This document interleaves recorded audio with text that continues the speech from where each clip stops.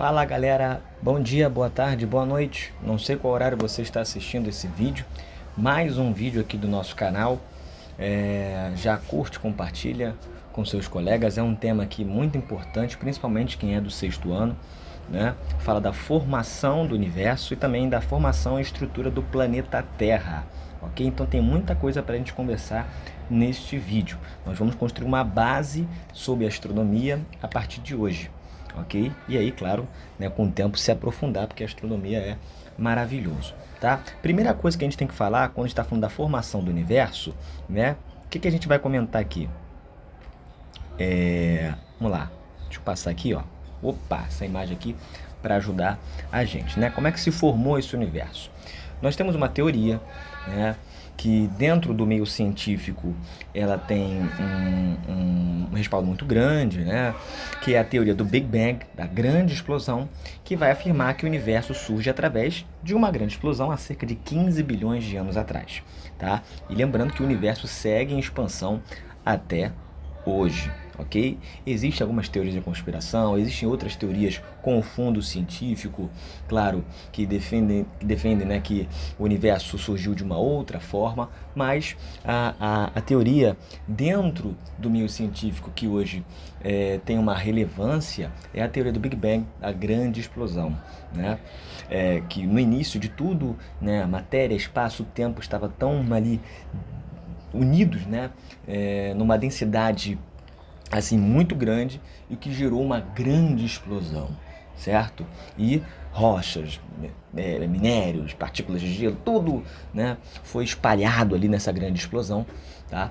E assim você começa o surgimento do universo que segue em expansão até hoje, tá? E aí formações de galáxias, de sistemas dentro das galáxias, das estrelas, tá? Dos planetas, dos satélites, certo? Tudo a partir daí, certo?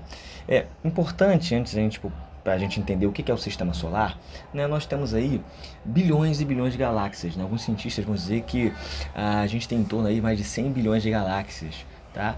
E dentro dessas galáxias há diversos sistemas, né? Então podemos ter aí mais de 100 bilhões de estrelas e que basicamente cada estrela teria um sistema. Existem estrelas que não têm um sistema, outros sistemas que têm duas estrelas, que a gente chama de sistemas binários, tá? Mas imagine, olha só, uma estimativa de 100 bilhões de galáxias e dentro de cada galáxia, né, 100 bilhões de estrelas e que cada estrela pode ser um sistema. Olha o tamanho desse universo, é algo assim surreal, né? E que a gente vai passar por essa vida e a gente não vai descobrir tudo. Pode ser que um dia a humanidade chegue ao fim e a gente não vai poder saber se existe vida ou não, além do nosso sistema, além da nossa galáxia, tá? Existem galáxias assim, milhares de vezes maior do que a nossa, que é a Via Láctea. Então é algo assim assustador o tamanho do universo, né? Certo? Então vamos lá. Sistema solar, que é o que nos interessa também falar aqui. Como é que a gente pode definir o sistema solar?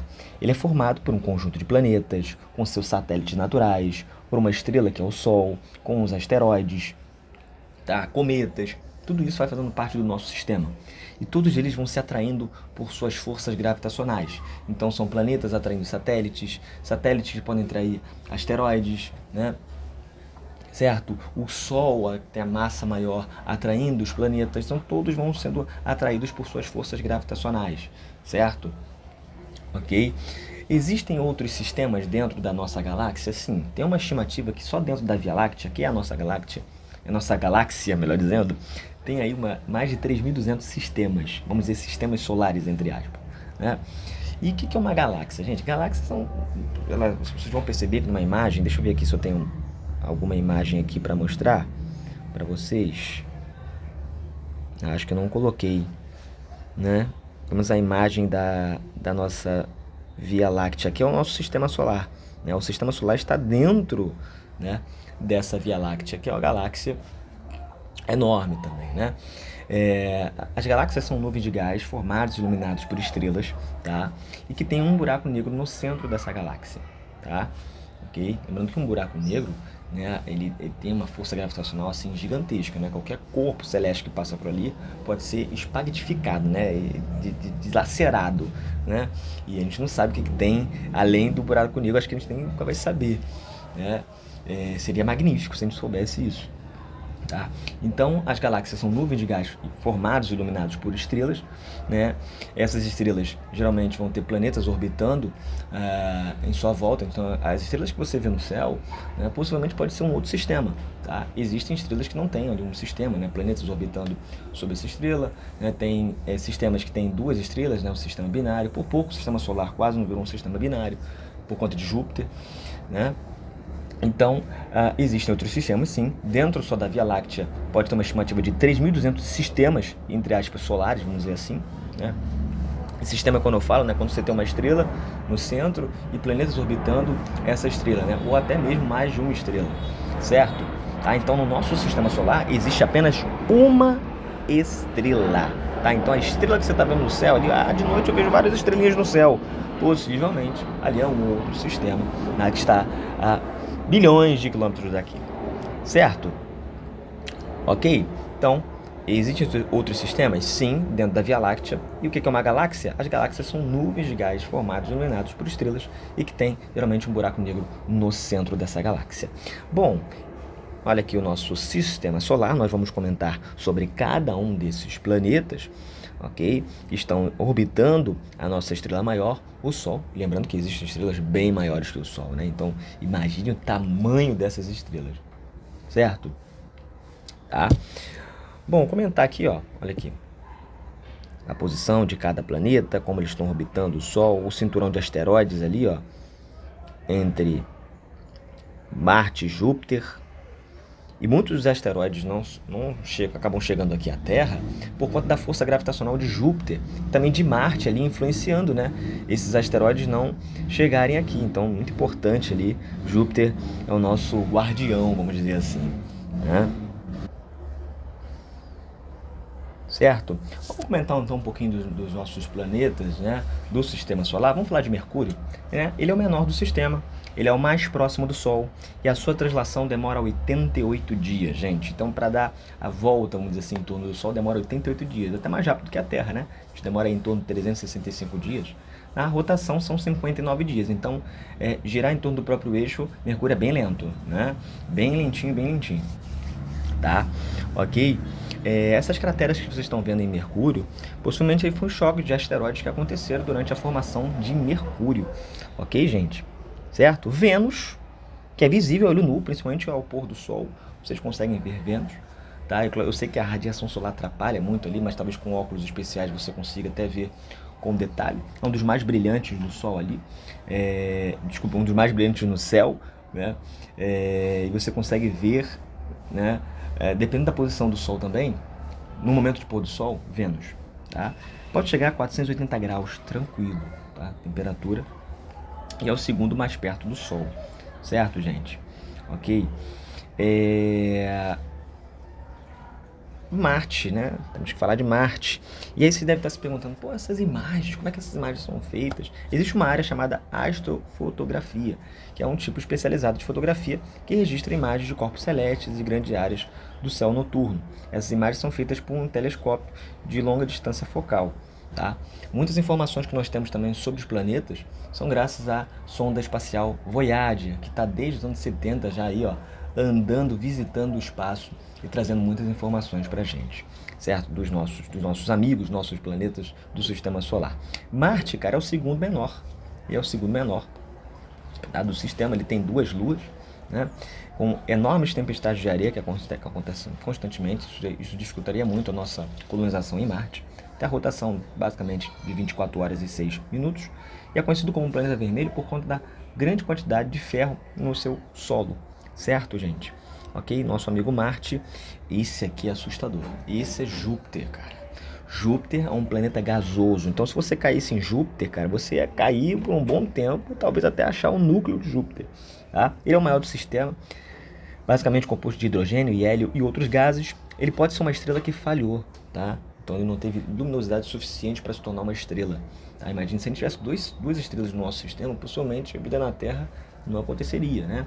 Então a gente teria temperaturas acima da média, então ficaria bem complicado formação de vida aqui na Terra. Mas Júpiter pode ser considerado uma estrela que falhou. Tem muitos satélites em volta de Júpiter, né? E é bom a gente falar aqui a diferença de planeta e satélite, tá, gente? O planeta ele vai estar sempre orbitando uma estrela. Nesse caso aqui, temos Júpiter, Marte, Terra, Mercúrio, todo mundo orbitando a nossa estrela maior, o Sol, tá? Agora, um satélite ele vai estar orbitando um planeta, certo? Então, a Lua, né, o nosso satélite, tá orbitando a Terra. Né? Marte tem 2 luas, por exemplo, né? 2 satélites, está orbitando Marte. Okay? Júpiter tem muitos satélites, né? Temos as 4 principais ali, que são consideradas os satélites galileanos, né? Descobertos por Galileu Galilei, né? Europa, Io, Calisto, Ganímedes, que também são enormes, tá? Ok? Vocês estão vendo essa marquinha aqui, ó, essa aqui. Isso aqui é uma tempestade, gente, que acontece já há milhares de anos. Olha essa imagem aqui, só comparar o tamanho dessa tempestade com o tamanho da Terra. Então Júpiter é assustador, tá? E temos que agradecer Júpiter, né? E também Marte, mas principalmente Júpiter pela sua massa, né? Você sabe, quanto maior a massa de um corpo, né, ele acaba aí atraindo outros corpos. Né? Então Júpiter, uma massa gigantesca, né, ele atrai outros corpos próximos, asteroides, né? Você tem um cinturão de asteroides ali, ó. Deixa eu mostrar para vocês, ó. Deixa eu ver aqui. Tá vendo, ó? Você está vendo alguns asteroides ali entre Júpiter, Marte ali, ambos fazendo as suas órbitas em torno do nosso amigo Sol, né?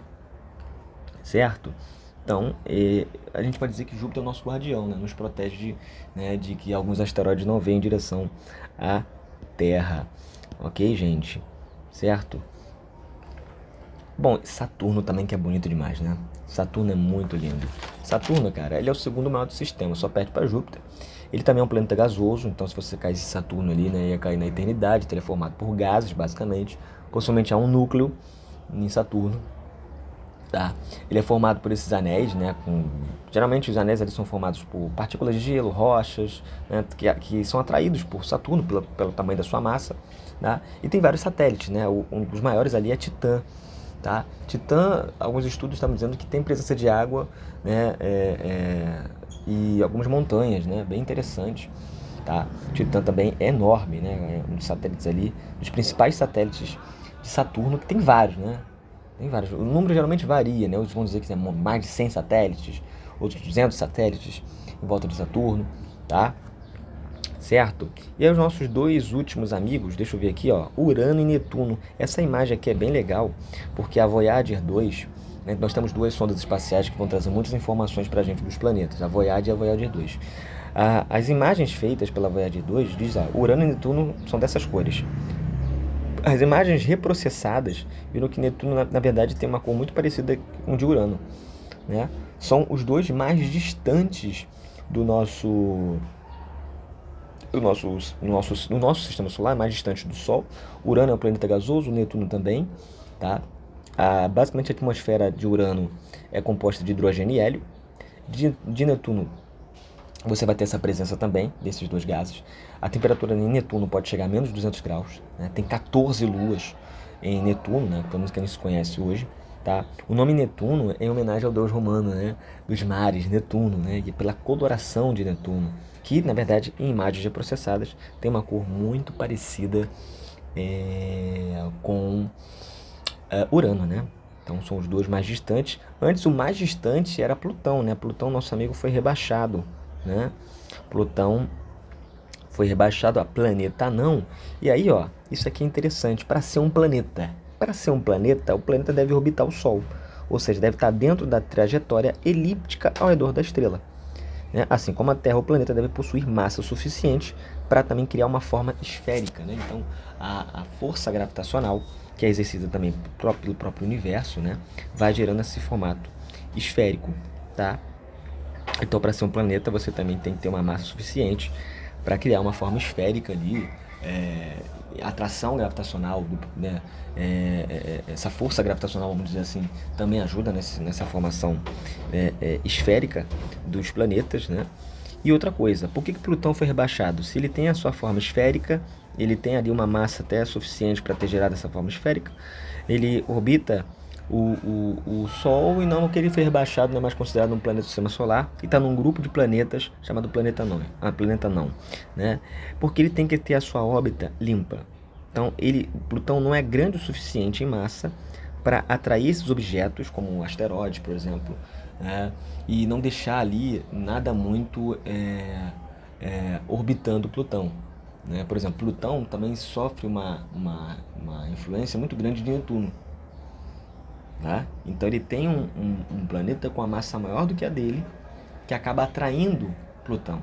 Então Plutão não conseguiu limpar a sua órbita, dizer, olha, eu sou a massa maior aqui, eu consigo atrair todo mundo. Não, Plutão ele sofre uma influência de Netuno, e outros corpos celestes que estão ali, asteroides, Plutão não conseguiu atrair o suficiente. Pelo menos alguns cientistas vão dizer isso. E aí não limpou a sua órbita, né? Outros vão dizer, olha, mas tem outros planetas do sistema solar que não conseguiu limpar totalmente sua órbita, tem muitos asteroides em volta, né? E que não conseguiu atraí-los. Tá? Então, vai ter uma certa divergência dentro do meio científico em relação a isso, tá, gente? Mas, em 2006, Plutão foi colocado na categoria de planeta anão. Deixa eu só mostrar para vocês aqui, ó, os planetas anões do sistema solar. Então, nós temos outros planetas, sim, mas numa categoria abaixo, né? Como Ceres, Makemake, Eris, Plutão. A Haumea, por exemplo, ela tem um formato oval, né? Bem interessante o formato desses planetas anões. Onde estão os planetas anões? Onde estão os planetas anões do nosso sistema? Ó, Ceres está bem aqui, ó, entre Marte e Júpiter, né? Certo? Plutão, Eris, né? Ali, ó, Haumea, Makemake, né? Então, depois de Netuno, tá? Estão bem distantes, aliás, do Sol, né? Outros estavam pensando até colocar Ceres como parte do sistema, né? Do sistema solar, né? Subir de categoria, tudo mais, mas isso é uma outra conversa, tá? Que a gente pode ter depois, né? Só mostrando aqui os planetas anões. Isso aqui é bem interessante. Antes da gente entrar na parte do tempo geológico e tempo histórico, né? Aula básica de astronomia, né? Isso aqui, ó. O que é um meteorito, cometa, asteroide, né? Pra gente não confundir, tá? Já que a gente está falando de planeta não, vamos dar uma olhadinha ali, ó. Ali, ó. Planeta não são uma classe de corpos celestes caracterizados por apresentarem tamanho inferior aos demais planetas. Então vocês viram ali que os planetas anões também são menores, né? Então não tem massa o suficiente, por isso que uma certa dificuldade até mesmo de limpar a sua órbita, porque não consegue ter massa suficiente para atrair esses outros corpos celestes, geralmente um asteroide, né? Certo? Então ele é inferior aos demais planetas e tem em sua órbita corpos de dimensões semelhantes. Muitas vezes até mesmo um planeta vizinho que é até maior ou do mesmo tamanho, né? Então significa dizer que esses astros não limparam o seu caminho, né? Não tem uma órbita assim dominante, ó, que manda aqui a gente. No caso de Plutão, ele é muito influenciado por Netuno, que é bem maior. Então não há possibilidade de choque entre os dois, mas há uma influência muito grande de Netuno sobre Plutão. Tá? Isso acabou botando Plutão ali na categoria de planeta não, né? Os outros também, corpos que vocês estão vendo ali, que eu estava mostrando antes, também sofrem uma certa influência desse corpo, do corpo, né, no caso de Netuno, certo? Ok? Então, vamos dizer que é uma espécie de série B dos planetas, né? Então, existem outros planetas no nosso sistema solar, mas eles são colocados como planeta não, certo? Esse aqui, meteorito, meteoro, asteroide, é bem interessante falar também, tá? Meteorito é um fragmento rochoso que ele consegue passar pela atmosfera e ele sobrevive entrando em contato com o solo, tá? Então vamos dizer que, ó, primeiro é um asteroide, vamos lá. Vamos dizer que tem um asteroide vindo em direção à Terra, e a gente tem o asteroide YR4 aí, né, que cada vez mais há uma possibilidade menor de ele atingir a Terra, né? Mas talvez para 2032 estão dizendo. Então ele é um corpo celeste rochoso, que ele também está orbitando o Sol, né? E ele é menor que um planeta não, tá? Então ele foi formado pelo processo de acreção, mas ele é menor que um planeta não. Tem metais e minérios presentes nele. Se ele entra, por exemplo, na Terra, ele vira um meteoro. Ele é um fragmento rochoso que entra na atmosfera virando uma bola de fogo. Passou da atmosfera, ele conseguiu cair aqui, né? Foi fragmentado, conseguiu passar e boa parte dele sobreviveu, vamos dizer assim. Ele vira um meteorito. Olha, achei um meteorito no meio do espaço, tá? Ok? E a gente tem aí pequenos blocos rochosos que acabam entrando na atmosfera, né? E muitas vezes são desintegrados, gente, né? Ou então conseguem partes dele caindo no solo. A gente vai chamar ele de meteorito, tá? No caso dos cometas, tá? Eles são pequenos corpos celestes, mas ele é formado mais por gelo e poeira. E geralmente ele vai ter uma cauda, tá? Ele vai ter uma cauda, ok? Os cometas são chamados de estrelas cadentes, mas não é uma estrela. O cometa não é uma estrela, tá? Geralmente ele é formado por gelo e poeira, né? E que em grande velocidade acaba gerando aquela cauda do cometa, certo? Agora, os satélites, como eu falei, né, eles são corpos celestes que vão estar orbitando o planeta. Então, no caso da Lua, nós temos aqui outros. Deixa eu ver se eu coloquei aqui. Eu não sei se eu coloquei aqui, gente, mas acho que eu coloquei sim. Aqui, ó, as principais luas do nosso sistema, né? Olha a Lua, Phobos e Deimos, né? São as duas luas, vamos dizer assim, de Marte. Olha aqui as principais luas de Júpiter, o tamanho delas, cara. Olha o tamanho delas, são enormes, né? Olha Ganímedes, por exemplo, né? Olha Titã, Hiperion, Japeto, Tétis, Dione, Mimas, Urano também, ó. Netuno tem mais, tá, gente? Aqui só tem Tritão e Nereida, né? Proteu também. Plutão também tem, ó, a Caronte. Tá? Mas tem mais 11 luas aqui, o Netuno. Tá? Vamos dizer, 11 satélites. Certo? E aí chegamos agora numa parte interessante, que a gente vai falar agora da formação da Terra, né? No seu início, a famosa Terra Bola de Fogo, né? A Terra foi formada há 4,5 bilhões de anos, né? E entre 4,5 bilhões a 2,5 bilhões, nós vamos chamar ali, né, da Era Arqueana, né? Depois de 2,5 bilhões a 542 milhões, né, nós temos ali o Éon Proterozoico, né? Deixa eu mostrar para vocês aqui, ó. Tá vendo? O Arqueano, Proterozoico e o Farenozoico, né? Ali, ó. A gente vai comentar mais do Farenozoico, né? Desse Éon Farenozoico, tá? O Arqueano, na verdade, é um Éon, né? Porque a gente pode dividir a história evolutiva geológica da Terra em eons, eras, períodos e épocas, tá, gente? Ok? É claro que a gente vai focar aqui nos pontos principais, ainda mais que é um tema mais para o sexto ano, então a gente vai estar aqui entrando na parte básica, porque essa tabela geológica ela é muito complexa, tem muita informação, é algo assim assustador e é muito legal também, tá? A gente tem que diferenciar aqui, gente, tempo geológico e tempo histórico. Por exemplo, nós seguimos o calendário cristão, né, 2025, isso estamos a 2025 anos depois da morte de Cristo. Vários lugares vão seguir calendários diferentes por conta da cultura, por conta da religião, né? Os judeus seguem um calendário diferente, os chineses seguem um calendário diferente, né? Os etíopes seguem outro calendário, muito por conta da religião ou da cultura, tá? Isso é o tempo histórico. O tempo histórico é a evolução cronológica das sociedades humanas, que vão seguir cronologias diferentes, tempos diferentes, tá? O tempo geológico, ele não vai entrar na questão cultural e religiosa, ele vai entrar na questão científica, do tempo cronológico, né, da Terra, da sua formação, desde a formação da Terra até os dias de hoje. Então o tempo é diferente, tá? E a história evolutiva geológica da Terra, a gente pode dividir em eons, eras, períodos e épocas. Nós vamos falar o que aconteceu aí dentro desses eons, das eras, dos períodos e das épocas, certo? Ok?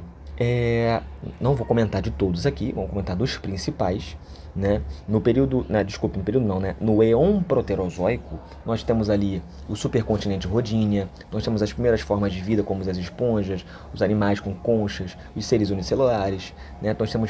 Nós vamos ter intensas atividades vulcânicas que já aconteciam no Éon Arqueano, tá? E vai de em torno o Proterozoico entre 2,5 bilhões a 542 milhões de anos, tá? E esses são os principais acontecimentos desse Éon, tá? Certo? Depois que a gente entra no período Farenozoico, tá? Nós vamos poder dividir em 3 eras: Paleozoica, Mesozoica e Cenozoica, né? Paleozoica, tempo antigo; Mesozoica, tempo do meio; Cenozoica, tempo recente, tá? Isso que significa esses termos. Paleozoica vai de 541 milhões até 252 milhões de anos. E nós vamos ver ali os primeiros insetos e répteis, tá? Na era Paleozoica, tá? Formação das montanhas de estrutura geológica de dobramento antigo. Florestas aparecendo, tá? Ok? Na Mesozoica, que vai de 252 bilhões de anos até 66 milhões de anos, né, nós temos aí os primeiros mamíferos aparecendo, a formação da Pangeia, tá? Então nós temos o Rodinia primeiro, depois a Pangeia, o supercontinente Pangeia, né, onde existia um único oceano, Pantalassa, né? A era dos dinossauros, né, que é o período Jurássico, vocês estão vendo ali, ó, dentro da Mesozoica, o período Jurássico, o período que os dinossauros viveram, né? Certo? E na Cenozoica, que você pode dividir ali em terciário e quaternário, né? O quaternário é o período que a gente está. Tá? Você tem ali a formação de montanhas de dobramento moderno, né? Há 66 milhões de anos, né? A gente vai pegar então o período terciário, né? O terciário pode ser dividido em neogeno e paleogeno. Tá? Você tem nesse período a formação das montanhas de dobramento moderno, né? Da Cordilheira dos Andes, do Himalaia, né? Bem interessante, certo? Tá? Então esse é o nosso tempo geológico, né? A gente é como se fosse uma história geológica da Terra, da sua formação até o dia de hoje. E o nosso tempo aqui na Terra é muito pouquinho, né? É muito pouquinho. A gente está aqui, né, há muito pouco tempo, certo? Ok? E aí, ó, uma outra coisa para a gente encerrar, nós temos que falar das camadas da Terra. Na sua formação há 4,5 bilhões de anos, geradas pelo processo de acreção de rochas, minerais, gases, né, gelo e tudo mais, né, nós podemos dividir as camadas em 3 grandes camadas, né? A Terra foi se gerando pelo núcleo, manto e aí a crosta, né? Num processo de resfriamento da nossa Terra, certo? Temos aí o núcleo interno e o núcleo externo. O núcleo interno a 1.300 km de profundidade. O núcleo externo 2.250 km de profundidade, né?